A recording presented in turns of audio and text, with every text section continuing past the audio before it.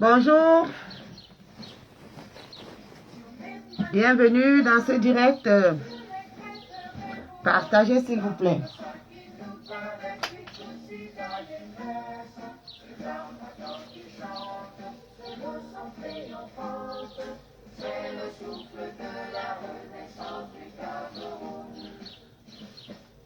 Merci pour les cœurs. Partagez le direct.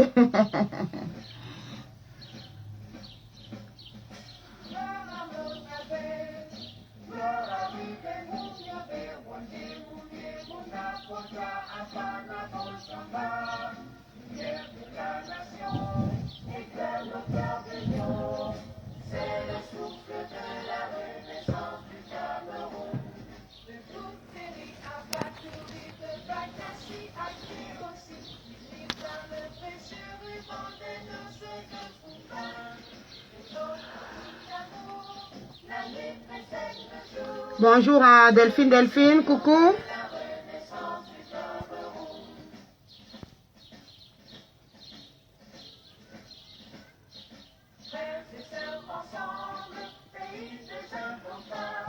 Enfants sonores, vous suivez l'hymne de la Renaissance du Cameroun.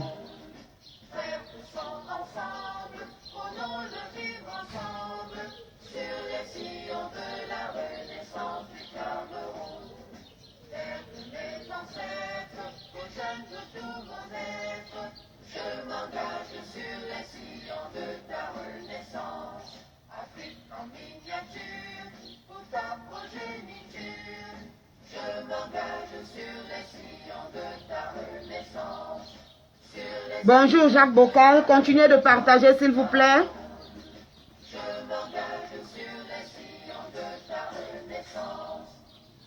On continue, on reprend avec l'hymne de la Renaissance.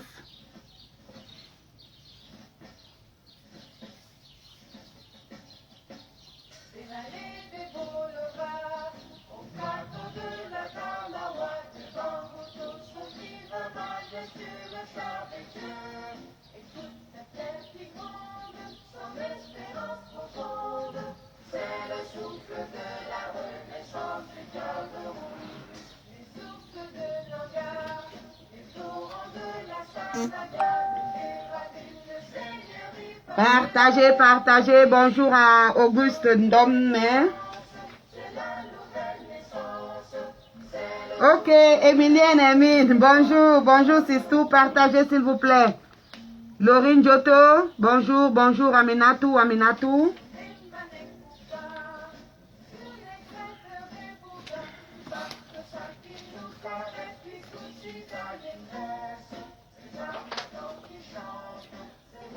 Triomphante, c'est le souffle de la Renaissance du Cameroun. Pam, pam.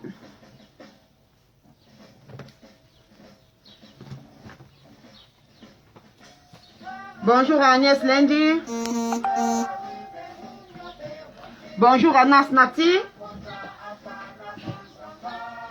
Les pères de la nation. Écoute nos cœurs de lion, c'est le souffle de la Renaissance du Cameroun. À qui aussi?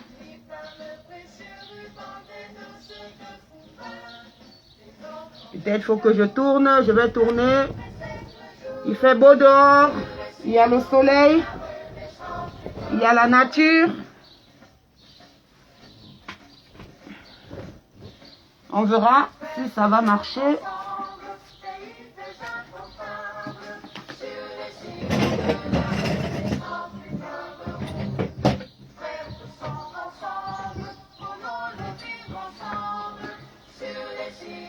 Il fait chaud là.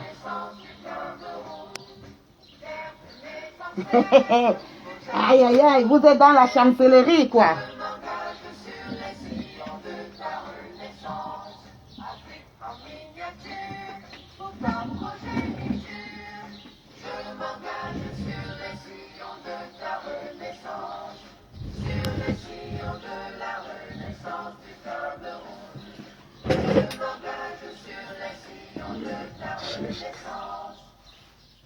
Bonjour à tous ceux qui sont en direct. Nous sommes aujourd'hui lundi, le 24 mai 2021. Donc, continuez de partager. Grüß Gott, Fimba Gras. Ri Oka. Wie geht es dir? Ja, wir grüßen Gott. Heute ist ein schöner Tag. Kann man schon sehen. Donc, on va commencer sans plus tarder.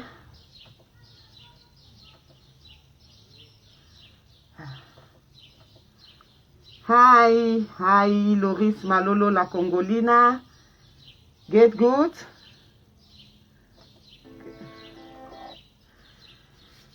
Continuez le partage, continuez, c'est la chasserie. Il fait beau aujourd'hui. Agnès Hélène dit bonjour. Il fait beau aujourd'hui, donc on peut un peu profiter aussi de la nature, un peu sortir un peu des quatre murs. Voilà, donc, quand il est très, j'assume, bonjour. Ok, comme vous pouvez bien le voir dans le titre du direct, nous parlerons aujourd'hui de la Renaissance. Nous parlerons de la Renaissance, donc je vous prie sur le deuxième téléphone de pouvoir, de bien vouloir mettre l'hymne de la Renaissance pour que vous ayez les paroles. Si vous tapez hymne de la Renaissance du Cameroun lyrique, vous allez avoir les paroles parce que nous allons beaucoup parler de ça. Nous ne sommes pas du MRC, nous sommes des activistes et nous constatons que dans cette révolution, avec tout ce qu'on peut avoir, toute la diversité qu'on peut avoir, et ceux du MRC et ceux de la société civile critique et ceux de tous les partis, hein, comme le président lui-même disait, le président Maurice Kamto disait que indépendamment de tous les partis politiques, de toutes les croyances religieuses, de tous les niveaux intellectuels, et donc, mais nous constatons que beaucoup de personnes n'ont pas encore compris ce de quoi il est question dans cette révolution, et j'ai trouvé ça nécessaire aujourd'hui de vous parler un peu de la Renaissance, si ceci peut amener beaucoup de personnes à, comment je dirais ça, à comprendre mieux ce de quoi il est question. Parce que nous avons, moi personnellement, j'ai le sentiment que il y en a qui ne comprennent pas pourquoi un nouveau changement, pourquoi une renaissance, pourquoi est-ce qu'on parle de renaissance, pourquoi est-ce qu'on parle de révolution. Donc, la Renaissance n'est rien d'autre que la révolution, hein, dans le sens scientifique, on parlera de révolution. Dans le cadre chrétien, les chrétiens parlent de nouvelle naissance, de naître de nouveau. Vous savez, il y a toute une branche chrétienne qui s'appelle les born again. Donc, ce sont les mêmes mots, c'est la même chose. Exactement, voilà pourquoi je vous ai passé l'hymne de la Renaissance du Cameroun. Donc, nous allons commencer. S'il vous plaît, c'est un direct participatif. Vous devez participer. On repart aujourd'hui à l'école dans mon style habituel, mon style que j'ai toujours aimé, celui d'éveiller les consciences, celui d'éduquer à ma manière, Donc, continuez de partager le direct, s'il vous plaît. Je vois, nous ne sommes que à, je sais pas, 50 partages, c'est très peu. Donc, on commence dans quelques minutes. Et je vais vous passer aussi ici l'hymne de la nouvelle naissance chez les chrétiens. Parce que c'est très, très important en ce lundi de l'Ascension que nous puissions Voilà, là, voilà, nous sommes à 92 partages, c'est bon, que le chrono monte, continuez de partager s'il vous plaît. Oui, je vais communiquer le numéro. Un instant, parce que je dois l'épingler. J'épingle le numéro et on commence sans plus tarder. Continuez de partager s'il vous plaît. Oui, même le numéro là.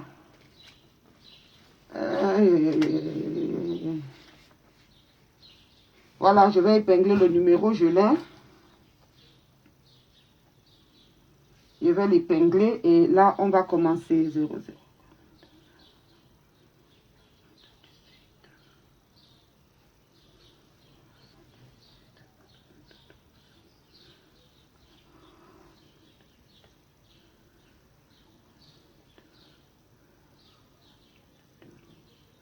Voilà, je vais l'épingler. Bonjour à Frama Frama.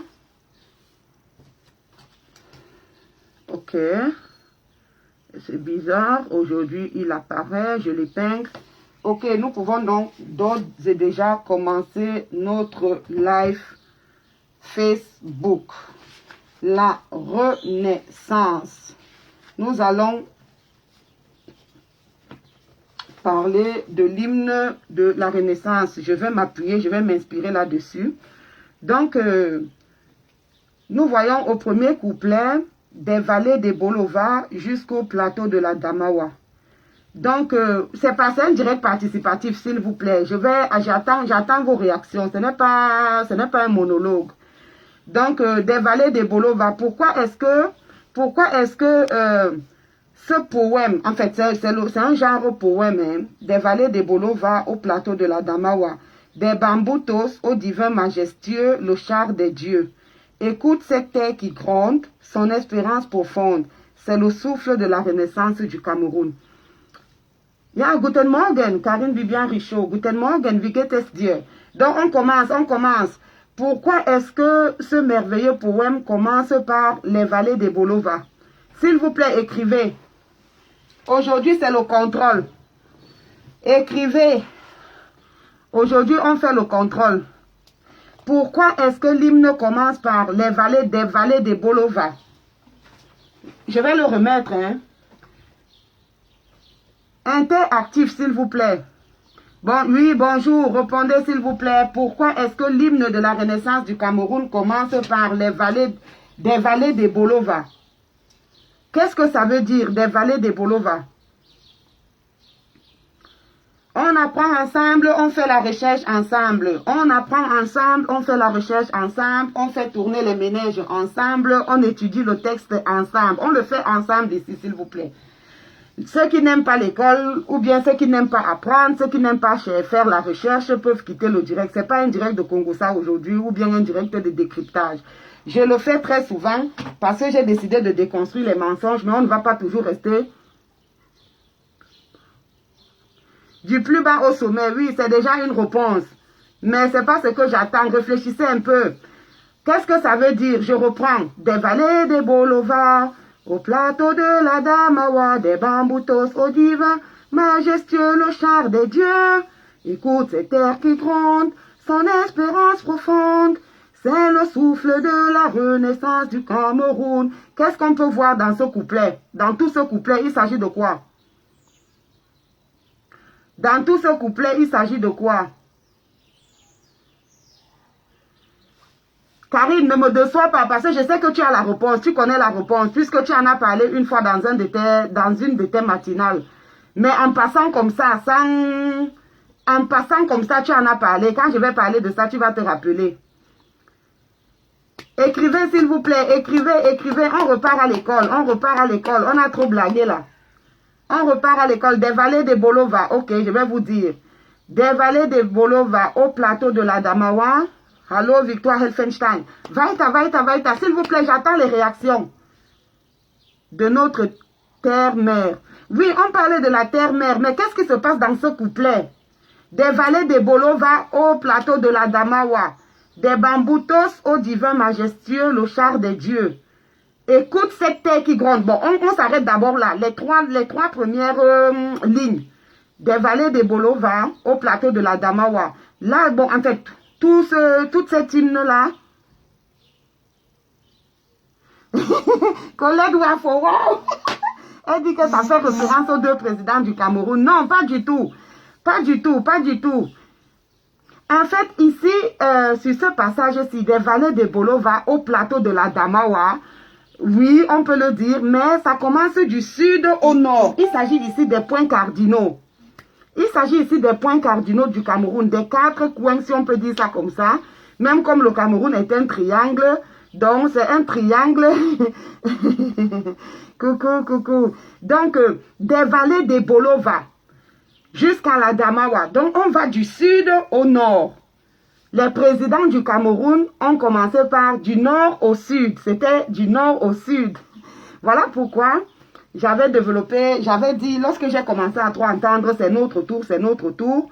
Oui, mais pas de toutes les provinces. Je vais vous dire pourquoi, pas de toutes les provinces. Vous pouvez mettre cet hymne-là sur un portable ou bien sur à l'ordinateur. Parce qu'on va travailler là-dessus, on va essayer de réfléchir.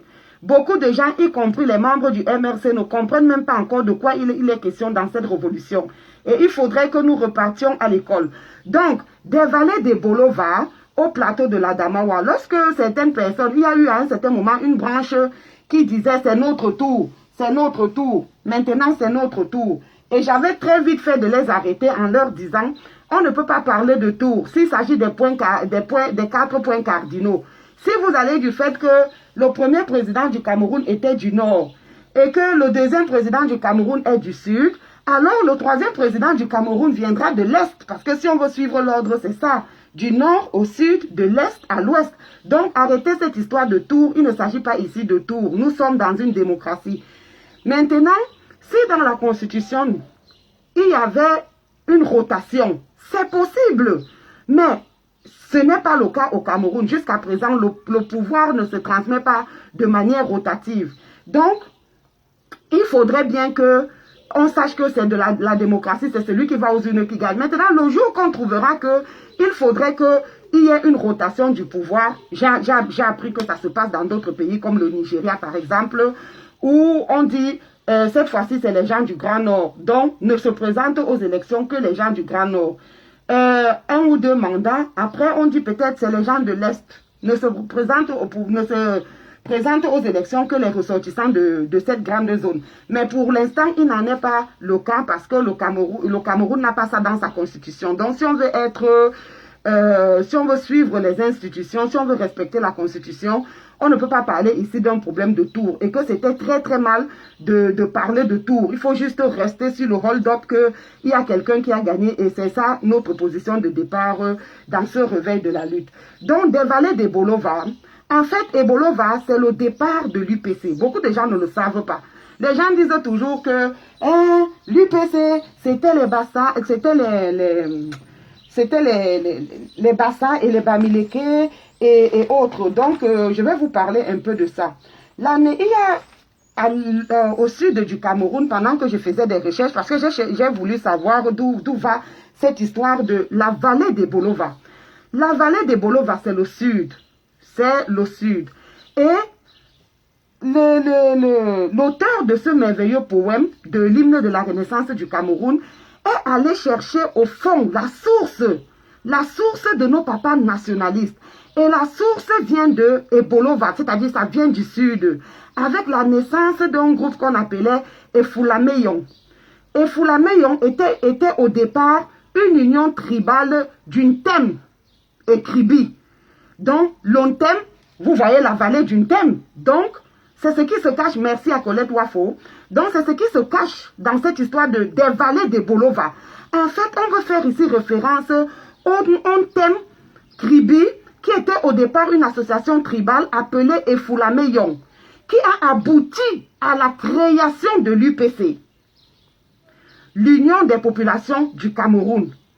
Donc, voilà donc le départ de la lutte de nos pères indépendantistes, venus d'un mouvement tribal appelé Efulameyon, qui au départ devait réunir les élites d'une thème et de Kribi, et après, au départ, c'était pour revendiquer que leurs richesses leur appartiennent et tout, mais après, ça s'est étendu et lesquels que papa, malheureusement, le foyer de la création a été corrompu, mais le mouvement avait déjà pris et c'est devenu un spirit. Donc voilà pourquoi des vallées de Bolova. Des vallées de Bolova, c'est pour faire référence à la source de là où tout est parti. Donc, au plateau de la Damawa. Ok. Qu'est-ce qui se cache dans les plateaux de la Damawa? Écrivez s'il vous plaît. Interactif aujourd'hui. Mais les comment? Voilà Karine Bibian. Un jour dans ton direct, tu avais dit que tout est parti du sud, mais tu n'as pas détaillé. Donc, il y a beaucoup de gens qui ne savent pas que c'est parti du sud. On a toujours considéré tous ceux qui sont du sud comme étant des sardinards. C'est vrai que la sardine est venue après, mais le mouvement avait déjà pris et il est né au sud d'un groupe tribal, d'une association tribale appelée Efulameyon. Donc, maintenant, au plateau de la Damawa, pourquoi est-ce que on quitte maintenant le sud pour aller au nord? Voilà, donc ils n'ont pas commencé par le nord. Dans l'hymne, on commence par le sud parce que c'est l'origine, c'est là où tout est parti. Donc maintenant, jusqu'au plateau de la Damawa, qu'est-ce qui se cache dans la Damawa?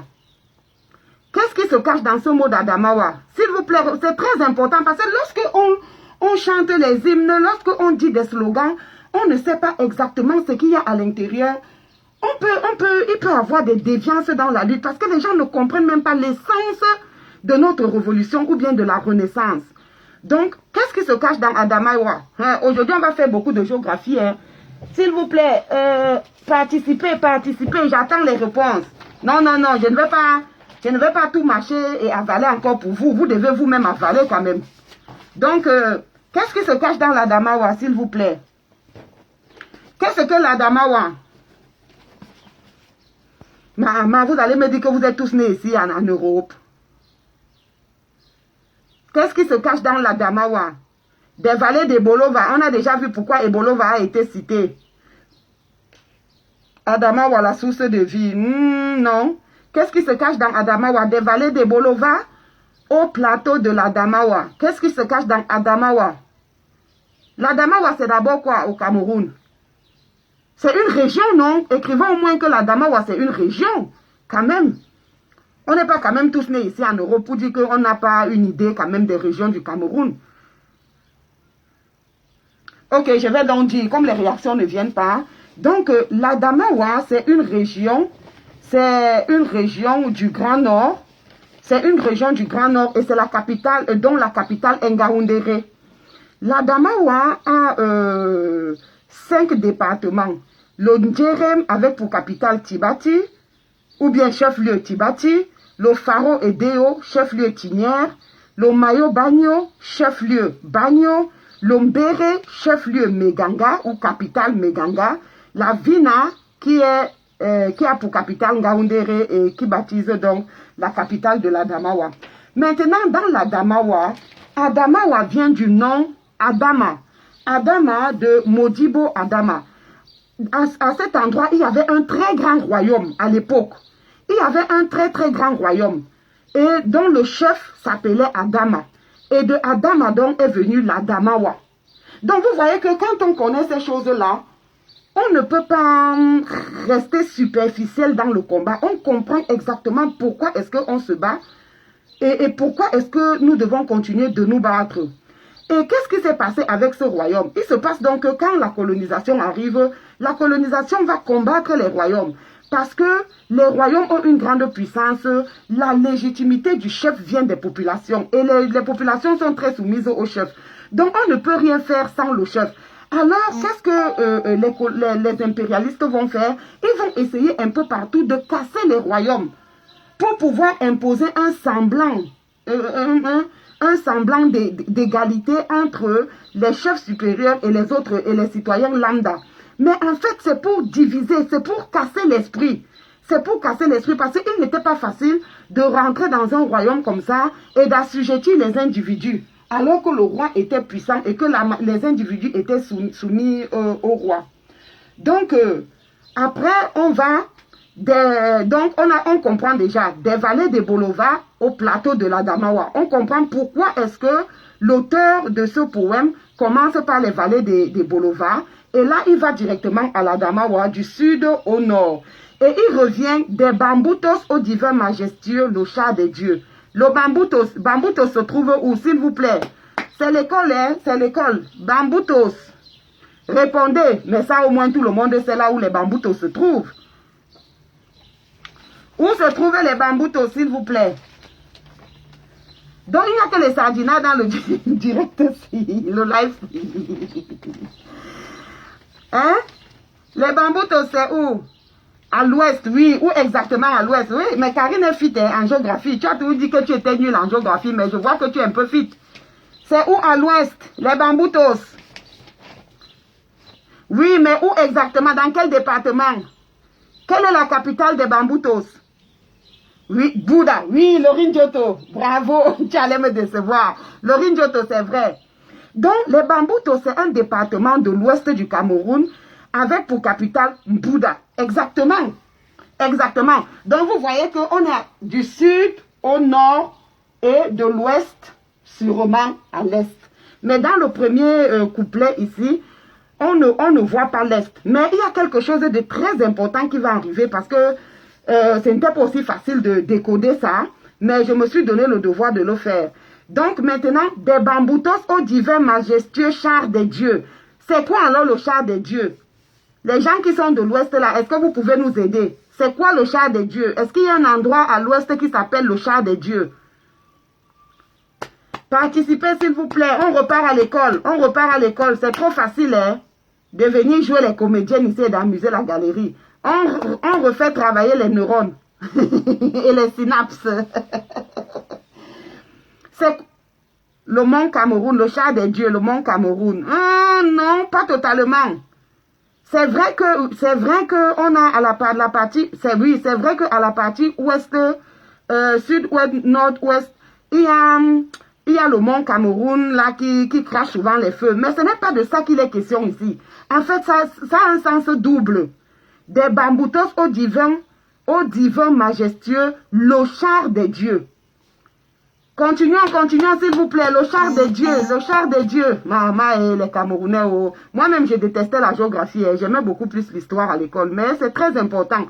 Parce que quand on ne comprend pas ces trucs, on pense qu'on est dans un combat ici pour s'amuser. Il ne s'agit pas ici des amusements, de venir à amuser la galerie. En fait, je vais vous lire, tapez sur votre téléphone ou bien à Google, le char des dieux. Le char des dieux est un théâtre de Patrice Ndendi Penda, qui a été édité, en fait, qui est sorti en 1999. Et j'ai fait des recherches et je vais vous lire ceci. Je vous lis intégralement et le texte n'est pas de moi. Donc vous allez suivre, suivez s'il vous plaît attentivement. Le char des dieux est une fiction historique mettant en scène le premier coup d'état militaire en Afrique dans le royaume Bimbia au début du 19e siècle sous l'impulsion des Européens. Cette agression avait pour but de faire main basse sur les matières premières et autres richesses du continent en éliminant les élites et les chefs traditionnalistes et les chefs nationalistes. Est-ce que vous comprenez? En fait, c'est un code parce que parfois, lorsqu'on est dans la lutte, il ne faudrait pas tout présenter comme ça sur un plateau. En fait, on quitte Ebolova, on va à la Damawa. À Ebolova, on a vu que c'est la source du mouvement de l'UPC. C'est là où tout est parti. On va au plateau de la Damawa. À l'intérieur de la Damawa, il y avait le royaume Modibo Adama qui a été détruit. On repart au Bamboutos à l'ouest, à Mbouda, et on revient dans le char des dieux. Et le char des dieux, c'est ce théâtre-là, je reprends. C'est une fiction historique, donc c'est un livre que vous pouvez commander sur Amazon. Il ne coûte même pas cher. Je l'ai vu ici au niveau de l'Allemagne, c'est dans les, je ne sais pas où, c'est 5 €. Donc, le prix est très abordable. C'est un livre, je ne sais pas si c'est un essai ou quoi, mais c'est un livre. Donc, c'est une fiction historique mettant en scène le premier coup d'état militaire en Afrique. Donc, ça a toute une symbolique, cette histoire de char de Dieu. Dans le royaume Bimbia, au début du 19e siècle, sous l'impulsion des Européennes, cette agression avait pour but de faire main basse sur les matières premières et autres richesses du continent en éliminant les élites et les chefs nationalistes. Mais c'est là où nous en sommes jusqu'aujourd'hui. La lutte dans laquelle nous sommes n'est autre que notre vraie indépendance, indépendance, nos vraies libertés. Un impérialisme qui perdure. Le texte continue. Un impérialisme qui perdure et qui est en grande partie la cause multiforme profonde des luttes tribales, des génocides, des confiscations du pouvoir, etc. Dans un système de pillage organisé. Mais c'est là où nous sommes jusqu'aujourd'hui. C'est là où nous sommes, c'est exactement là où nous sommes aujourd'hui. Toutes les luttes tribales, tous les génocides, la confiscation du pouvoir profitent à qui? Profitent aux impérialistes. Les Africains, suivez bien ce qui suit. Ça, c'est toujours le texte de cet auteur que j'ai retrouvé en faisant des recherches. Les Africains choisis pour animer, servir fidèlement et sans état d'âme ce système sont prêts à tout pour préserver leurs acquis égoïstes et les intérêts des anciens colons au détriment de l'émancipation des peuples africains. L'auteur donc de ce merveilleux, je ne sais pas si c'est un roman ou une fiction, je ne sais pas ce que c'est. En fait, on a dit que c'est une fiction historique. Donc, l'auteur de cette fiction historique, Patrice Ndedi, oui, merci. Donc, l'auteur de cette fiction historique, Patrice Ndedi Penda, est né le 4 mars 1945 à Banyo-Bumbem, à Yabassi, au Cameroun. Il a fait des études de lettres à l'université de Nanterre, Paris. Il est diplômé de l'école supérieure des transports de Paris, marié et père de 10 enfants. Donc, vous voyez que, si on revient, on va se rendre donc compte que le char des dieux, c'est ce premier coup d'État qui s'est passé en Afrique. Et il se trouve que ce premier coup d'État se passe contre Mbimbia. Qui était donc Mbimbia? Si vous tapez donc Mbimbia, vous allez vous rendre compte que c'était un très très grand royaume. Un très très grand royaume du côté de Limbe. Et c'était c'était une monarchie. Et il y a eu 2 rois, le roi William Ier et le roi William II. Donc, ils ont détruit un peuple qui s'appelait les Izoubou. Les Izoubou. Alors, vous voyez souvent même, on parle de Bimbia et ses sites. Donc, c'était aux alentours de Limbe et autres. Et ce royaume était très riche puisqu'ils ont toujours eu le pétrole, les terres sont fertiles et autres. Donc, vous voyez que dans le premier couplet de l'hymne de la Renaissance du Cameroun, il s'agit ici de donner l'historique de la lutte des pères indépendantistes. Et comme ça, de dire pourquoi est-ce qu'on se bat. Des bamboutos au divin majestueux, le char des dieux n'est rien d'autre que ce coup d'État qui avait été organisé, qui est l'un des premiers en Afrique. Et après, on dit, écoute cette terre qui gronde. Quelle est la terre qui gronde? Son espérance profonde, c'est le souffle de la renaissance du Cameroun. La terre qui gronde, c'est le Cameroun qui gronde. C'est l'Afrique qui gronde pour réclamer justice. C'est l'Afrique qui gronde pour essayer de défendre ses matières premières, pour que ces matières premières reviennent d'abord à ses fils. Pour que les matières premières reviennent d'abord à ses enfants, à ses descendants. Pour que les Africains, les Camerounais soient épanouis. Pour que ces matières premières servent à construire des écoles. Pour que ces matières premières servent. Et c'est ce que nous faisons depuis plus de 2 ans. Tous les jours, nous nous égosillons. Mais je sais qu'il y a des gens qui sont membres du MRC, qui ont la carte du MRC, mais qui n'ont même jamais cherché à comprendre la profondeur de ces textes. Des gens viennent dans le combat juste pour combattre d'autres personnes.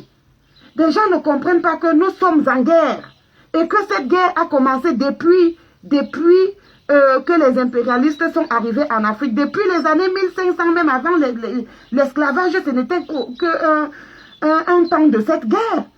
Et la guerre continue. Aujourd'hui, nous les êtres humains, nous sommes libres entre guillemets. Nous avons la liberté de circuler, de nous exprimer, entre parenthèses. Entre parenthèses. Mais toutes ces libertés-là sont encore menacées Puisque de temps en temps, on va vous dire que, même au niveau du Cameroun, on va vous dire que il y a telle personne qui est allée dans telle famille, ou bien on est allé chercher telle ou telle nièce au village, on arrive en ville, on l'esclavagise, elle devient la bonne de la maison. Ce sont les gens qui continuent à faire ces pratiques-là. Ou bien en Libye, des Noirs qui vont en Libye, espérant rejoindre l'Europe, l'Occident, se trouvent en train d'être esclavagisés. Mais c'est parce que nous-mêmes, nous n'avons pas encore compris ce de quoi il est question. Si nous luttons, si nos pères indépendantistes, même avant les indépendances là, certains pères qui ont lutté contre l'oppression allemande, comme les Manimben Tombi, hein, ce n'était pas pour que nous nous libérions seulement des Européens et que nous-mêmes, Noirs, Africains, que nous puissions aussi assouvir nos frères et sœurs en humanité dans l'esclavage. Non. Au même titre que je dis toujours que le peuple camerounais ou bien les peuples africains, s'il faut voir au fond, sont les peuples les plus civilisés du monde parce que ces peuples-là ne sont jamais allés agresser d'autres peuples. Ils se sont toujours défendus en légitime défense parce que ce sont eux qui ont souvent été agressés. Et ce n'est pas juste une méchanceté gratuite. Il s'agit des richesses que Dieu nous a données. Et ce sont ces richesses-là qui sont convoitées et qui nous amènent des guerres. Donc, le char de Dieu ici, prenez ça comme la fiction que Patrice Ndedi Mpenda décrit dans sa fiction théâtrale. Bon, des sources de Nanga. Où se trouve Nanga? Ça, là déjà, on est... Mais l'essentiel de ce poème est dans le premier couplet. Donc, quand on a compris le premier couplet, on comprend tout de suite le reste. Des sources de Nanga. Où se trouve Nanga, s'il vous plaît? Géographie. Où se trouve Nanga? Aïe, aïe, aïe, aïe, aïe, aïe. Où se trouve Nanga, s'il vous plaît?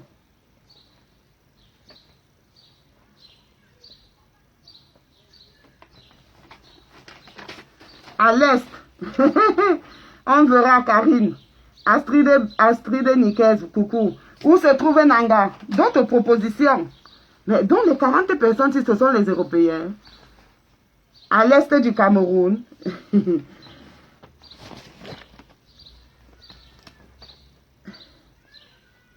Où se trouve Nanga, s'il vous plaît?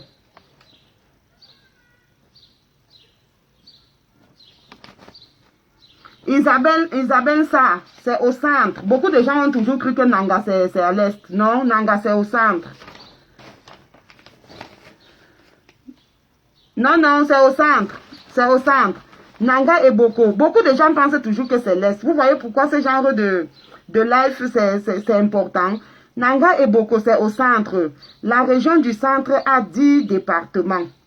Donc, Nanga et Boko, c'est la capitale de la Haute-Sanaga, ou bien le chef-lieu. Le chef-lieu de la Haute-Sanaga, c'est au centre, ce n'est pas à l'est. Beaucoup de gens pensent souvent que c'est à l'est, ce n'est pas à l'est, c'est au centre. Le centre a 10 régions. Les 10 régions du centre sont, c'est comme à Konolinga, beaucoup de gens pensent que c'est au sud, c'est au centre. La région du centre a la Haute-Sanaga, capitale ou bien chef-lieu Nanga et Boko. La Lekie, chef-lieu Monatele. Lombam et Inubu, chef-lieu Bafia. Lombam et Kim, chef-lieu Ntui. La Mefu et Afamba, chef-lieu Mfu. La Mefu et Akono, chef-lieu Ngumu. Lomfundi, chef-lieu Yaoundé. L'Oignon et Kele, chef-lieu Ezeka. L'Oignon et Fumu, chef-lieu Akonolinga. L'Oignon et So, chef-lieu Mbalmayo. Oui. Voilà pourquoi il faut beaucoup. Donc, quand les gens disent souvent, la première dame vient de l'Est, elle est Nanga et Boko. Non, elle est du centre. Mais, à un certain moment de sa vie, ils ont fait l'Est, ils ont fait Batouri, ils ont fait l'Est. Donc, voilà, c'est dans le centre. Donc, ici, oui, dans le centre. Dit-on, il serait né à Nanga, il serait même de Nanga, dit-on. Donc, c'est dans le centre. Donc, les sources de Nanga, les torrents de la Sanaga, l'Ondé, on repart à l'ouest, les ravines et seigneuries, par les flots du Vouri, là on est au littoral. Ces flots de réjouissance dans les flots. C'est l'eau, les mouvements de l'eau. C'est la nouvelle naissance. Parce que l'eau est la vie. Et là où il y a l'eau, il y a toujours des traces de vie, généralement. Là où il y a l'eau, il y a toujours des traces de vie. Il y a beaucoup d'endroits dans ce monde où la vie n'est pas possible parce qu'il y a manque d'eau à ces endroits-là. Donc, c'est la nouvelle naissance, c'est le souffle de la renaissance du Cameroun. La nouvelle naissance n'a rien d'autre pour synonyme que la renaissance du Cameroun. Donc, vous voyez donc, on repart sur les Manengumba. Où se trouve Manengumba? Ça, c'est le troisième couplet. Sur les Manengumba, sur les crêtes de Rebouba, Makosa qui nous caresse, le Bikoussi d'allégresse, les harmatans qui chantent, les moussons triomphantes. C'est le souffle de la renaissance du Cameroun. Donc, dans chaque couplet, on essaye. Donc, dans chaque couplet, on essaie de toucher toutes les zones du Cameroun. Si quelqu'un essaye de méditer cet hymne de la renaissance du Cameroun, la personne ne peut pas sortir de sa bouche. Laissez-nous avec pour nous, allez faire votre part. Non, l'hymne est contre. Parce que l'hymne parle de tous les coins du Cameroun. De temps en temps, l'ouest, le sud, le nord, le littoral, le centre. Donc, le MRC appelle à tous les enfants, à tous les Camerounais, quelle que soit leur origine ou leur proximité ou leur situation géographique, leur proximité sociologique. Mais qu'est-ce qu'on entend de ces brouillons, de ces gens qui ont des ordures dans la tête, pour ne pas reprendre l'expression du président élu? Allez faire pour vous, laissez pour nous. Comme si le train de la Renaissance, le MRC, était juste une histoire d'une certaine localité au Cameroun. Alors, au quatrième couplet, qu'est-ce que l'auteur de ce poème fait, de ce poème de l'hymne du MRC? Au quatrième couplet, continuez de partager s'il vous plaît. Malheureusement, quand ce n'est pas les Congos, vous ne partagez pas.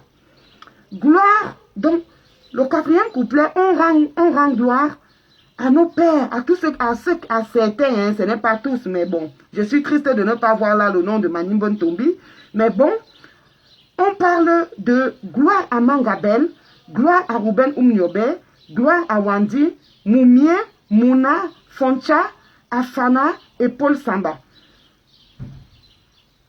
Merci beaucoup. Et qu'est-ce que ce couplet-là nous dit? Les lumières, ils sont des lumières de la nation. Ils éclairent nos cœurs de lion.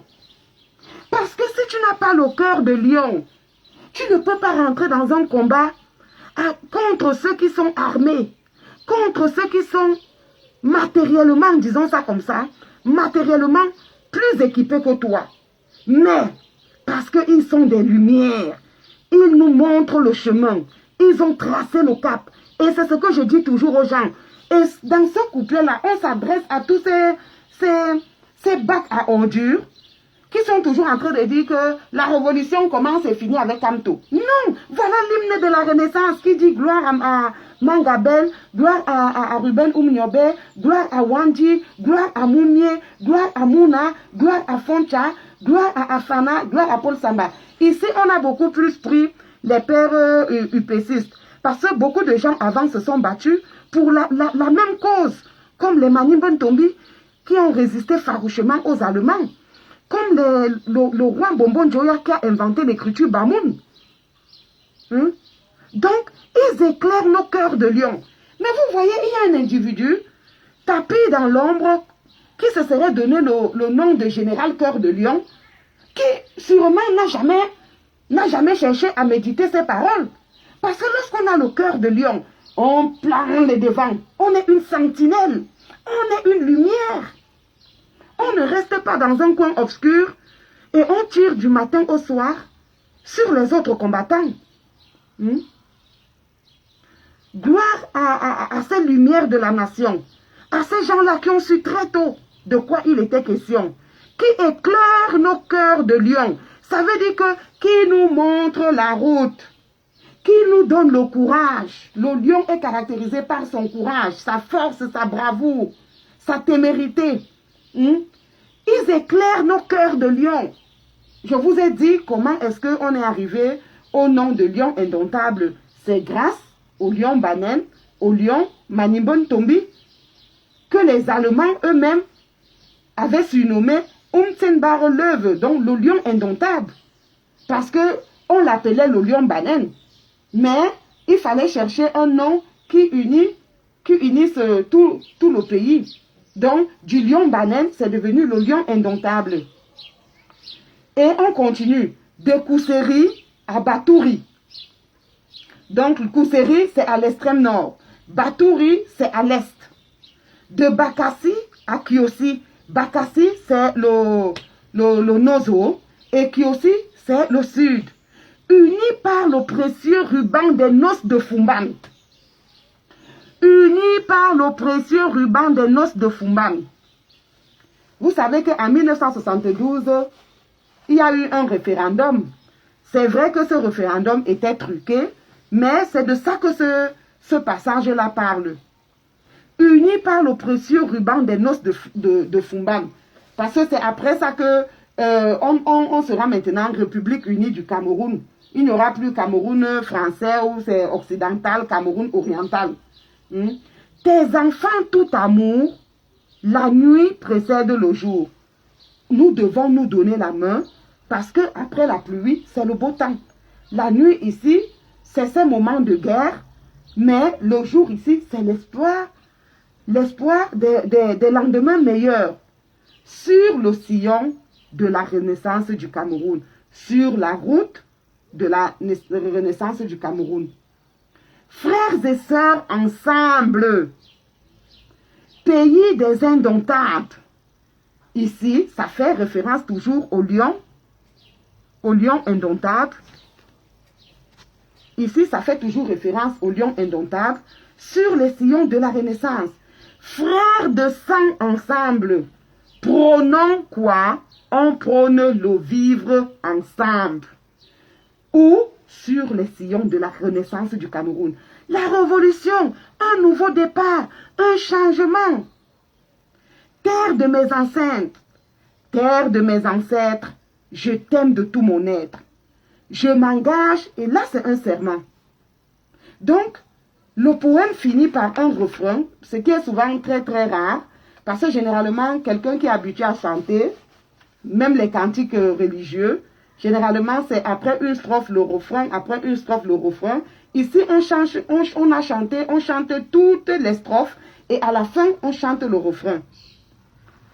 Terre de mes ancêtres, le Cameroun, je t'aime de tout mon être. Ça, c'est un peu les paroles de l'hymne national. Au Cameroun, berceau de nos ancêtres. Je m'engage. Lorsqu'on vient dans la Renaissance, c'est un engagement qu'on prend sur les sillons de la Renaissance, de ce changement profond.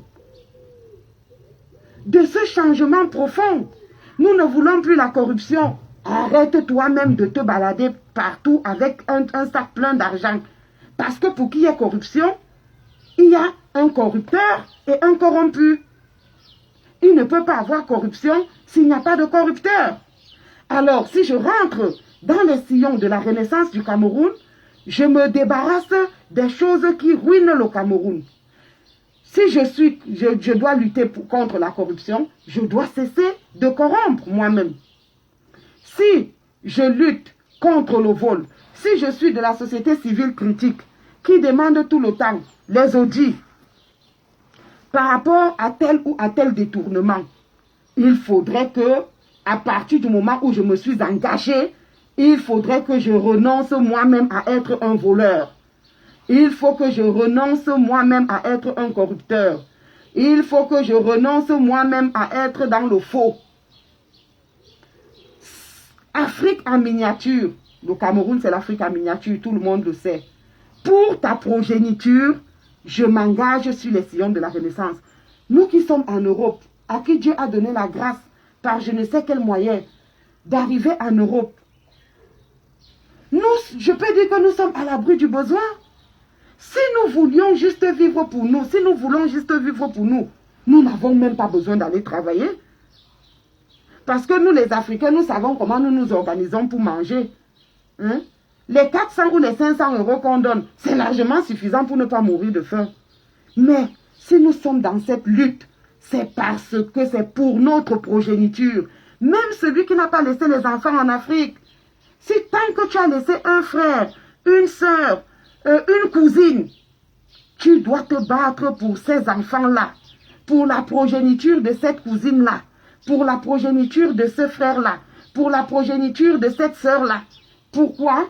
Parce que si tu ne te bats pas pour leur progéniture, toi, tu vas mourir pauvre parce qu'avec tes petits revenus, que ce soit le salaire, que ce soit le revenu moyen ou je ne sais quoi, il va toujours falloir, par amour, que tu envoies quelque chose. Pourquoi? Pas parce que le Cameroun est pauvre, mais simplement parce que le Cameroun est mal géré, ruiné par les voleurs, ruiné par la corruption, ruiné par la malgouvernance, ruiné par la mauvaise gestion. Il faudrait que nous nous battions pour que les richesses du Cameroun profitent d'abord aux Camerounais. Et nous avons deux fronts au même moment. Nous avons nos propres dirigeants en premier lieu, parce que il y a un adage qui dit que lorsque tu pointes le doigt sur l'autre, il y a 3 autres doigts qui te regardent. Donc il faut d'abord se regarder soi-même. Le problème, c'est d'abord nous-mêmes, nos dirigeants. Et il y a cette France-Afrique, ces impérialistes, ces colons. On ne peut pas les dédouaner. Parce que c'est à cause d'eux, ce sont eux qui pillent nos matières premières avec la complicité de nos chefs d'État. Ce sont eux qui pillent nos matières premières avec leur support. Parce que les chefs d'État ne sont pas l'émanation de la volonté populaire. Les chefs d'État ne viennent pas au pouvoir parce que les citoyens des pays africains au sud du Sahara les ont choisis. Les impérialistes cherchent toujours la personne la plus obéissante qui va les laisser piller, la personne la plus soumise qui va les laisser piller le plus longtemps et possible. Et pourquoi l'Europe le fait? L'Europe, les dirigeants européens, les impérialistes, les Américains, les colons, pas seulement les Européens, les impérialistes en général, ils le font. Ce n'est nul autre que pour leur progéniture. Donc c'est à nous de lutter pour notre progéniture ou bien nos progénitures. Personne ne va jamais venir lutter pour le bien de la progéniture de l'autre. C'est à chacun de lutter pour le bien de sa progéniture. Donc c'est de ça qu'il est question. Donc quelque part même on peut dire que c'est de bonne guerre. Et ils essayent d'amasser. Vous allez entendre que tel pays n'a pas le pétrole. Tel pays, en fait ils ont le pétrole. Ils n'en ont pas en quantité suffisante. Mais ils préfèrent préserver leur pétrole. Aller partout dans le monde. Aller voler le pétrole des autres. Maintenant, rien ne nous oblige à accepter ce vol. Mais les expériences sont claires. Quelque part, nous pouvons aussi comprendre certains dirigeants africains parce que tous ceux qui ont essayé de s'ériger contre ce vol ont toujours été assassinés. Mais parce que vous et moi, nous avons laissé faire. C'est parce que la population n'a jamais été derrière les dirigeants. Lorsque Sankara prend les commandes du Burkina Faso, Sankara a déjà compris ce problème. Il a compris que pour que l'Afrique se développe, il faudrait que nous puissions produire africain, consommer africain. Et que nous puissions transformer les matières premières en Afrique. Non seulement ça permet de donner le boulot aux Africains, mais ça permet aussi que ce soit acheté moins cher. À fait bon prix. Mais qu'est-ce qui s'est passé? Il s'est passé que ça n'arrangeait pas les Européens, les impérialistes, et on a monté qui? On n'est pas allé monter un blanc, hein? On a monté son ami qui était comme son frère, avec qui ils ont fait des miens ensemble au Cameroun, pour le tuer. Parce que nous voulons la voie la plus facile. Nous ne voulons pas nous sacrifier. Il n'y a pas de révolution, de renaissance sans sacrifice. Et les premiers sacrifices commence par la crucifixion de nos propres mauvaises habitudes. Les habitudes du faux, les habitudes de la corruption. Il n'y a pas de révolution sans sacrifice, il n'y a pas de renaissance sans sacrifice. Je vais vous lire un passage qui va dans le même sens. Et j'aime beaucoup cette figure-là. Ce passage, c'est pour ceux qui sont des chrétiens, c'est dans Jean chapitre 3, versets 1 à 21. Mais je vais lire jusqu'au verset 12. Et je vais vous expliquer pourquoi je lis ça. C'est l'entretien entre Jésus et Nicodème. Mais il y eut un homme d'entre les pharisiens nommé Nicodème, un chef juif. Il vint auprès de Jésus et de nuit et lui dit, « Rabbi, nous savons que tu es docteur venu de Dieu, car personne ne peut faire ces miracles que tu fais si Dieu n'est avec lui. » Jésus lui répondit, « En vérité, je te le dis, si un homme ne naît de nouveau, il ne peut voir le royaume de Dieu. » Donc, cet hymne de la Renaissance s'est inspiré aussi de ce passage. On continue. Nicodème lui dit, « Comment un homme peut-il naître quand il est vieux? Peut-il rentrer dans le sein de sa mère et naître? » Jésus lui répondit, « En vérité, je te le dis, si un homme ne naît d'eau et d'esprit, il ne peut entrer dans le royaume de Dieu. Ce qui est né de la chair est chair, ce qui est né de l'esprit est esprit. Ne t'étonne pas que je t'ai dit, il faut que vous naissiez de nouveau. Le vent souffle. » C'est le souffle de la Renaissance du Cameroun. Donc c'est les mêmes mots. Le vent souffle où il veut et tu en entends le bruit. Mais tu ne sais pas d'où il vient, où il va. Il en est ainsi de tout homme qui est né de l'esprit. Nicodème lui dit, « Comment cela peut-il se faire? » Jésus lui répondit, « Tu es docteur d'Israël et tu ne sais pas ces choses-là. » C'est un passage que j'utilise beaucoup. Pour ceux qui pensent que les diplômes sont un tout, vous pouvez avoir des diplômes et manquer une certaine sagesse ou bien même une certaine intelligence. Tu es docteur de la loi. Toi, Nicodème, tu es docteur d'Israël. C'était un docteur d'Israël, donc quelqu'un, on peut dire un savant. Mais il n'a pas compris ce de quoi il était question dans la Renaissance. Lui, il se disait qu'il faut rentrer dans le sein de ce qui est impossible. C'est une naissance d'eau et d'esprit. Jésus, en vérité, je te le dis, nous disons ce que nous savons et nous rendrons témoignage de ce que nous avons vu. Le professeur Kant utilise ça beaucoup. Il dit toujours, nous savons là où nous allons. Nous savons là où nous allons. Et il redit souvent, nous nous sommes fixés des valeurs. Et ce sont ces valeurs-là que nous suivons. En vérité, je te le dis, nous disons ce que nous savons et nous rendons témoignage de ce que nous avons vu. Et vous ne recevrez pas notre témoignage. Vous ne recevez pas notre témoignage. Il y a des écrits, il y a des livres. C'est vrai qu'on n'enseigne pas beaucoup ça à l'école. Mais je sais qu'on a de très bons professeurs au Cameroun. Et il y a des professeurs, malgré le fait que ce ne soit pas dans les programmes scolaires, qui de temps en temps nous disaient que, voilà ce que je me rappelle en première, un de nos professeurs nous avait dit que, on parlait de qui là? On parlait du président de la Centrafrique. Comment on l'appelait encore? On disait qu'il mangeait les gens et tout. Et notre professeur nous avait essayé de nous dire non, c'est faux. On l'a juste saboté parce que voilà la situation. Mais il n'a jamais été un cannibale, il n'a jamais mangé les gens. Si vous ne croyez pas quand je vous ai parlé des choses terrestres, comment pouvez-vous croire quand je vous parlerai des choses célestes? Personne n'est monté au ciel si ce n'est celui qui est descendu du ciel. Le Fils de l'homme est dans le ciel. Bref, c'est juste pour dire que nous avons des témoignages, il y a l'histoire, il y a des reliques. Mais nous faisons toujours comme si ça n'a jamais existé.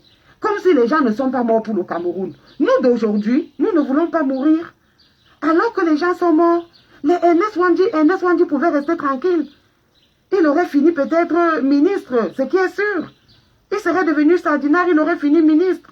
Les moumiers des docteurs qui ont sacrifié leur vie. Et aujourd'hui, personne ne cherche même. Normalement, leurs enfants devaient être honorés, devaient même recevoir l'argent comment on appelle ça, la prime, je ne sais pas comment on peut appeler ça, des martyrs, parce que leurs parents sont morts en martyrs. Mais nous avons un pays où On se contente de voir construire les stades. On veut le changement, mais personne n'est jamais sorti pour revendiquer que ces gens-là soient honorés, qu'il y ait même des mausolées, qu'il y ait même des monuments en leur nom. Non, le colon n'en a pas. Oui, une personne, Essama. Mais lorsque Essama fait ça, il est tout seul, qui l'accompagne. On ne peut pas vouloir la renaissance et ne rien faire pour la renaissance. Qui l'accompagne? Essama est resté comme s'il a dit, mais c'est quoi cette histoire du général Leclerc en plein droit là? C'est quoi cette histoire de ceci? Alors qu'il y a Manimba Ntombi qui est mort pour ce pays. Donc, les Fidji du Cameroun, aujourd'hui on s'appelle les lions indomptables grâce à quelqu'un qui s'est sacrifié. Hein? Mais on voit seulement les rues Leclerc. Il n'y a pas une rue Oumniobe, il n'y a pas une rue Ernest Wandje, il n'y a pas une rue Félix Moumier, il n'y a pas de rue de Afana ou de Paul Samba. C'est dommage. C'est dommage. Donc on ne peut pas vouloir la renaissance, être dans la révolution et ne pas chercher à comprendre ces choses-là. Parce que lorsqu'on a compris ces choses-là, on ne dit plus des choses du genre quitter du train. Ou bien laisser c'est notre leader, aller chercher le vôtre. Ce n'est pas un problème de Kamto. Le professeur Kamto n'est qu'un maillon de la chaîne. Une autre fois, à une autre époque, je ne sais quoi, quelqu'un d'autre viendra. La preuve est qu'en 92, c'était Ni John Fundi. Dans les années 60, c'était les Ernest Wandje, les Félix Moumier, les Paul Samba. Dans les années 40, c'était les Manimba Ntombi. Ainsi de suite, ainsi de suite. On peut repartir le plus loin possible. À chaque étape, il y a un maillon de la chaîne, il y a quelqu'un qui porte le flambeau.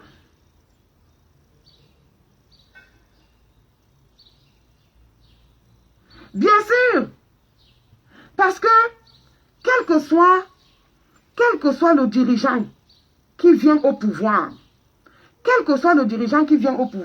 si nous ne l'aidons pas, si nous ne fermons pas un bloc derrière lui, regardez par exemple ce qui s'est passé en Côte d'Ivoire. Vous pensez que c'est la rébellion de Guillaume Soro et de Ouattara qui a enlevé Gbagbo au pouvoir? Non. La rébellion, on la montrait de jour, mais dans la nuit, c'est les avions de l'OTAN qui bombardaient. Et à cause de quoi? À cause des richesses. Parce que Gbagbo a osé faire des firmes de transformation du cacao en chocolat chez lui. Il a dit, mais c'est pas possible. On ne peut pas être les meilleurs producteurs mondiaux de cacao et ne pas avoir de firme ici chez nous qui puisse transformer le cacao en chocolat. Immédiatement, la semaine qui suivait, les impérialistes se sont retrouvés à Genève. Vous savez que les meilleures firmes de production du cacao sont du côté de Genève. Et ils sont donc allés, comme ils ont le droit de faire tout ce qu'ils veulent, ils sont donc allés voter des résolutions et tout. Et c'est comme ça que Gbagbo a été... Si ce n'était que la rébellion, les Ivoiriens avaient fait bloc derrière leur président. Ils ne pouvaient pas. Mais vous voyez, chez nous, on arrête Kamto, on l'amène en prison, il fait 9 mois, on regarde. Mais on veut que ça change. Vraiment, le pays, si on est fatigué, Eneyo doit partir, Eneyo doit partir, Eneyo doit partir. Vous pouvez crier comme ça 150 ans. Eneyo ne va jamais partir. Si c'est une firme des colons ou je ne sais quoi, il faudrait qu'on mette un président qui nous représente valablement et que nous puissions être derrière ce président. Mais le problème de la Renaissance n'est pas seulement le problème d'un homme. L'homme est la lumière qui trace le cap. Il est une lumière qui éclaire le chemin. Mais chacun de nous, la vraie révolution commence d'abord par soi-même. Je refuse de me mentir à moi-même. Je me combats moi-même. Je tue, je sacrifie moi-même ce qui n'est pas bien en moi. Parce que, tel que moi je vois la révolution aujourd'hui, ou bien c'est un bac à ordures de la révolution, disons ça comme ça, des gens qui ont les ordures dans la tête. Ils ont l'impression que dès que Kamto sera au pouvoir, tout le Cameroun ira bien. Le Cameroun n'ira pas bien s'il n'y a que Kamto qui est bien au pouvoir. et qu'autour de lui, il y a des gens qui n'ont pas tué en eux la corruption. Il y a des gens qui n'ont pas tué en eux le vol. Il y a des gens qui n'ont pas tué en eux la médisance. Ça n'ira pas bien. C'est comme dans une équipe de mouilleurs. Vous pensez que si vous prenez 10 mouilleurs, vous mettez un Eto'o-Fils, ou bien un Ronaldinho, ou bien un Pogba, cette équipe ne va jamais gagner. Parce qu'une seule personne brave ne peut pas remporter une victoire. Donc nous devons d'abord nous-mêmes, chacun individuellement, changer, tuer, crucifier le mal en nous. Sinon, il y aura alternance au sommet de l'État, mais le pays restera le même. Parce que si quand on n'a jamais volé, ou bien s'il ne vole pas, et qu'il nomme la chasserie, et que la chasserie n'a pas tué le vol qui est en elle, que la chasserie n'a pas tué la corruption qui est en elle, que la chasserie n'a pas tué le faux qui est en elle, et quand on va confier un ministère à la chasserie, au bout de 5 ans, le ministère va tomber, et ce bilan-là va éclabousser Kamto, alors que lui, il est bon. Donc c'est de ça qu'il s'agit. La renaissance doit commencer par chaque personne. Elle est d'abord individuelle. Et après, il doit avoir une renaissance d'ensemble.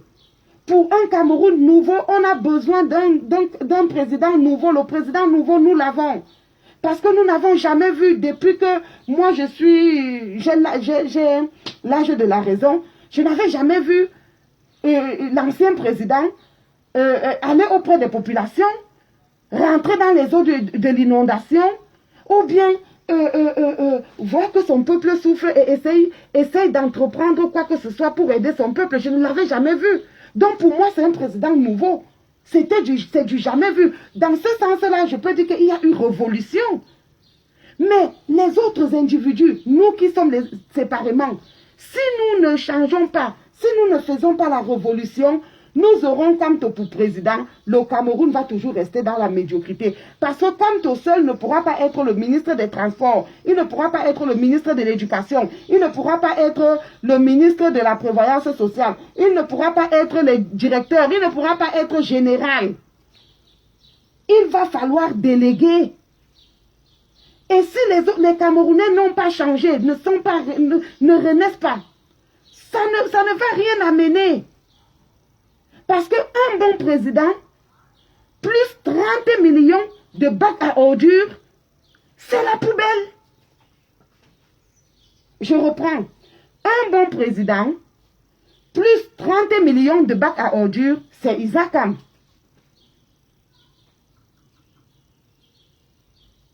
C'est de ça qu'il est question. Le Cameroun est dans l'état où il est aujourd'hui parce que il y a très peu de personnes qui travaillent vraiment dans l'éthique, qui sont vraiment des bonnes personnes, y compris au gouvernement. Mais ils sont très peu. Ils sont très très peu. Voilà pourquoi le Cameroun est dans le trou où il est aujourd'hui. Par contre, si nous comprenons de quoi il est question, si l'argent était bien géré, les budgets qu'on envoyait dans les ministères étaient bien gérés, si ces budgets-là n'étaient pas détournés, le Cameroun serait mieux aujourd'hui. Parce que tous ceux qui nous dirigent aujourd'hui, la grande majorité de ceux qui nous dirigent, à l'exception de quelques, comme le ministre Jacques Famdongo, qui est né de parents fonctionnaires, dont le père était un fonctionnaire, la majorité de ces personnes-là avaient des parents soit planteurs, soit, je ne sais, pauvres, totalement pauvres. Mais aujourd'hui, ils sont devenus des grands hommes. Ils ont étudié dans les meilleures universités du monde parce que la mère patrie leur a tout donné. Ils ont été boursiers. Le Cameroun leur a tout donné. Mais aujourd'hui, ils sont des dirigeants sans renaissance. Ils sont des dirigeants sans renaissance. Et ils ont tout confisqué pour eux. Parce que il n'y a plus cette politique-là qui aide les pauvres. Et ça se répercute dans tous les domaines. Nous avons, le Cameroun est un pays qui a toujours produit de très très bons footballeurs, de très très bons sportifs. Même au handball, à un certain moment, je crois dans les années 90, là, je ne sais plus, l'équipe du Cameroun était champion de volleyball ou de handball. Mais le Cameroun a toujours eu des grands sportifs. Mais aujourd'hui, on a l'impression qu'il n'y a plus de sportifs au Cameroun. Pourquoi? Parce que la corruption s'est installée. Il faut donner 5 millions ou 10 millions ou 7 millions pour être retenu à l'équipe nationale. Et c'est ainsi qu'on forme des équipes nationales, des mouilleurs, et on laisse les génies au quartier juste parce qu'ils n'ont pas d'argent pour corrompre. À l'époque, c'était le mérite. Parce que ce sont les Européens, malheureusement, qui corrigeaient nos épreuves. Maman Henriette Ekwe expliquait que la maman, Alice Com, a eu le bac lorsque le bac camerounais était encore corrigé à Bordeaux. Mais maintenant que nous-mêmes, c'est nous-mêmes qui corrigeons nos épreuves, c'est nous-mêmes qui faisons, nous faisons nos concours. Pourquoi est-ce qu'il est très difficile que les enfants des pauvres passent les concours? Il y en a qui réussissent, mais ils prennent d'abord les enfants des riches sans tenir compte du niveau. Et à la fin, ils disent, bon, on ne va pas quand même faire des classes de nuls. Là, alors, on va maintenant prendre quelques gens qui sont vraiment forts, où leurs enfants vont souvent tricher. Je l'ai toujours dénoncé, je sais comment ça se passe. Mais c'est tellement difficile, en tant qu'enfant de pauvre n'ayant aucune connaissance, de rentrer dans une grande école. Je connais une jeune fille qui, il y a 2 ans, a eu le concours de l'ENAM. Mais c'est parce que c'est un génie. Après sa maîtrise, elle a fait 2 masters. Et elle a fait le concours comme ça. Hein. Donc, elle avait presque 20 sur 20. Alors, ce genre-là, on ne peut pas laisser. Elle ne connaît personne. On l'a prise parce qu'elle est... Mais ils sont très peu. On prend d'abord les enfants des ministres. Un gouvernement qui a 70 ministres. Tous les concours du Cameroun, c'est souvent 100 places. Ou bien 120 au trop. Il y a souvent une liste d'attente d'à peu près une vingtaine de personnes. Bon, rien que les ministres, on a 70 ministres. Chaque ministre donne un nom. Il y en a même qui donnent 2 noms. Il y en a même qui ont 10 noms. Les directeurs généraux, les généraux de l'armée. Vous imaginez combien est-ce que c'est difficile? Pourquoi?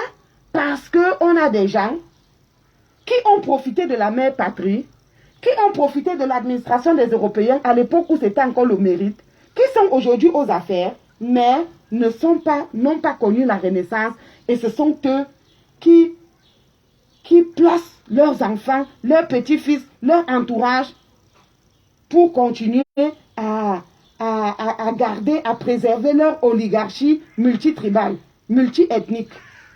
Parce que ils ne connaissent pas la Renaissance.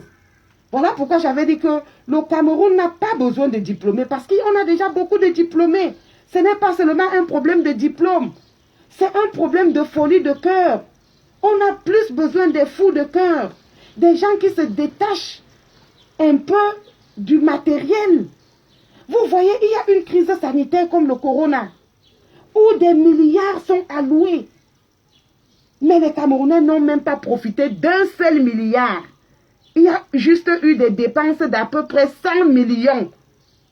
Où sont donc partis les 179 milliards 900 millions? C'est allé dans leur poche. Mais il faut être méchant. Parce que dans ce vol, beaucoup de gens sont morts à cause de ce vol. Voilà pourquoi nous disons qu'ils sont des criminels. Quand on dit qu'ils sont des assassins, ce n'est pas de manière directe. On n'a jamais vu Femme Ndongo avec une arme à main pour aller tuer quelqu'un, ou bien Manaouda Malachi, ou bien Paul Biya lui-même. Mais on dit qu'ils sont des assassins parce que lorsqu'ils détournent l'argent qui est alloué pour combattre une pandémie comme celle du coronavirus, et que cet argent-là est détourné, ce sont des milliers de personnes qui meurent. Parce qu'il manque de respirateurs qu'on aurait dû acheter avec cet argent. Il y a des gens qui meurent parce que, vivant dans la pauvreté, ils n'ont pas pu avoir des masques professionnels pour se protéger. Il y a des gens qui meurent parce qu'il n'y a pas de couveuse dans les hôpitaux. Tous les jours, les accidents de circulation, il y a des gens qui meurent parce que les axes lourds ne sont pas des axes lourds. Ce sont des tombeaux. Quand on voyage au Cameroun, moi, chaque fois que quelqu'un que je connais se déplace, franchement, j'ai peur. Parce que tout voyage est susceptible de mort. À cause de la malgouvernance. Simplement à cause de la malgouvernance. À 80% à cause de la malgouvernance. Parce que même dans d'autres pays où il y a la France-Afrique, ces pays-là sont mieux développés. La France-Afrique, c'est partout, en Afrique subsaharienne. En fait, Afrique francophone. Mais, qu'est-ce qui peut justifier la différence d'infrastructures avec des pays qui ont à peu près le même nombre d'habitants et presque le même PIB? C'est la méchanceté des hommes. On va te dire qu'en Côte d'Ivoire, 1 kilomètre de route coûte par exemple 1 milliard, disons ça comme ça. Mais au Cameroun, le même kilomètre de route va coûter 3 milliards. Mais pourquoi? C'est un problème de personnes. Ce sont des dirigeants. Parce que ces dirigeants-là n'ont pas de cœur. Alors qu'eux-mêmes, ils viennent des familles très pauvres. Ils étaient très pauvres avant. Bon, je ne sais pas si c'est même par rapport à ça. Tellement ils étaient pauvres avant qu'ils ne veulent plus au grand jamais repartir dans la pauvreté. Alors ils amassent, quitte à ce que les gens meurent, ils amassent. On retrouve dans leur maison des valises d'argent moisies.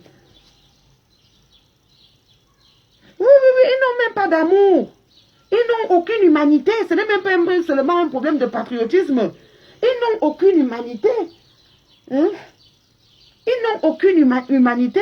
Ce sont des gens qui préfèrent jeter que de donner à un être humain pour l'aider.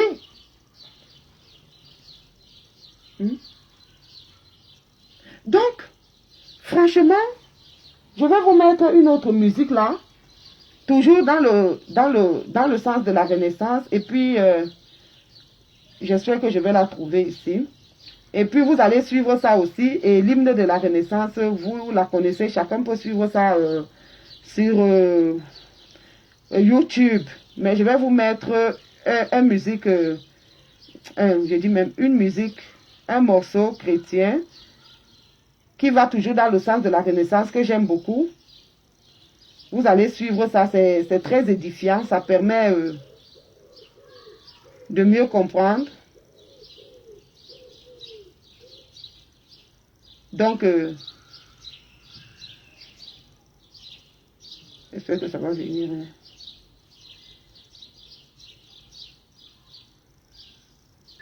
Donc, voilà, c'était ça. Ça va dans le même sens. Il s'agit ici de la renaissance, de la nouvelle naissance. Si on ne balaie pas tout à zéro, c'est ce que le Père Ngongang a essayé de dire en parlant de tsunami, en parlant de déluge. Si on ne balaie pas tout et recommence, si on ne recommence pas à zéro, on peut avoir un bon président au sommet de l'État, mais le Cameroun ne va pas décoller. Donc sur ce, je vous dis bon après-midi et bon appétit pour ceux qui sont à table. Et on se revoit dès que possible pour une autre série ou bien pour un autre numéro. Je vous aime. Passez. Non, aujourd'hui c'est férié, donc il n'y a pas eu boulot aujourd'hui. Les autres jours, je ne peux pas me permettre à cette heure-ci de faire un direct. Donc c'est un peu ça. On va finir maintenant par, je vais mettre l'hymne de la Renaissance pour que vous puissiez encore bien suivre de quoi il est question. Maintenant que vous savez à quoi font référence la vallée des Bolova, le plateau de la Damawa, les Bamboutos, et puis cette histoire de l'Ochar des dieux. Donc, merci aussi. Donc, ne partez pas. On suit l'hymne de la Renaissance du Cameroun. Donc, c'est un problème de balayer tout. De balayer tout. L'hymne de la Renaissance. De balayer tout, de repartir à zéro. De repartir à zéro parce que sinon, on ne pourra pas se développer. Bonjour à Tracy Royal. Donc, voilà.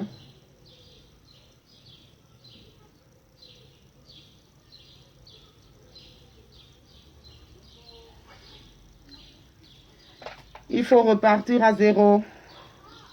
Il faut tout balayer. Je ne sais pas pourquoi ça dérange, ça cherche.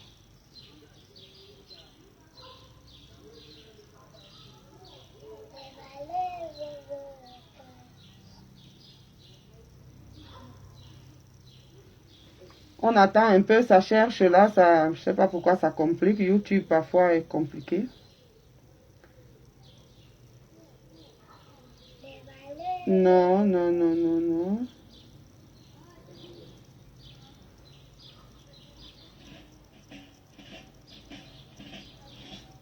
Ok, on écoute ça et puis on va se séparer. Des vallées, des Merci Gisèle Atiba. Devant vous tous, aux divins majestueux, le char des dieux. Écoute cette terre qui gronde, son espérance profonde. C'est le souffle de la renaissance du Cameroun. Les sources de Nanga, les torrents de la Sanaga, le ravines de Seigneurie par les flots du Vouri. Ce flot de réjouissance, c'est la nouvelle naissance, c'est le souffle de la renaissance du Cameroun.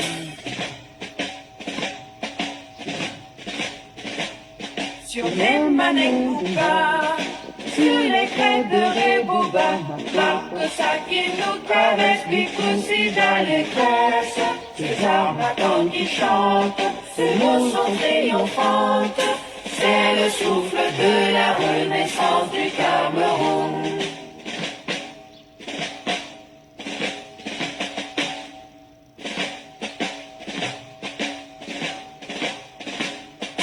Gloire à Mangabé, gloire à Ruben Moumiobe, Wandé Moumie, Mouna Fontra, Afana Posama, lumière de la nation, éclaire nos cœurs de lion. C'est le souffle de la renaissance du Cameroun. De Kousseri à Batouri, de Bakassi à Kierosi, unis par le précieux ruban des noces de Fumba. Les enfants tout amour, la nuit précède le jour, sur les sillons de la renaissance du Cameroun.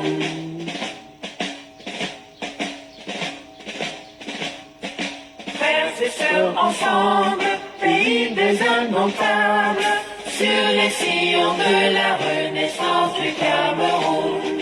Frères de sang ensemble, prenons le vivre ensemble, sur les sillons de la renaissance du Cameroun. Terre de mes ancêtres, que j'aime de tout mon être, je m'engage sur les sillons de ta renaissance. Afrique en miniature, pour ta progéniture, je m'engage sur les sillons de ta renaissance, sur les sillons de la renaissance du Cameroun. Bon lundi encore, bon lundi de l'Ascension et à la prochaine, peut-être ce soir encore ou bien demain, tout dépendra de ma disponibilité. Pour ceux qui pensent que je ne suis plus inspirée, j'ai des directs dans les cahiers, mais c'est juste souvent un problème de temps. Voilà, ok, peut-être prochainement nous parlerons des violences faites aux femmes parce que c'est un peu de trop, ça en est de trop là maintenant. Ok, bye bye, je vous aime très fort et à la prochaine. Bye bye.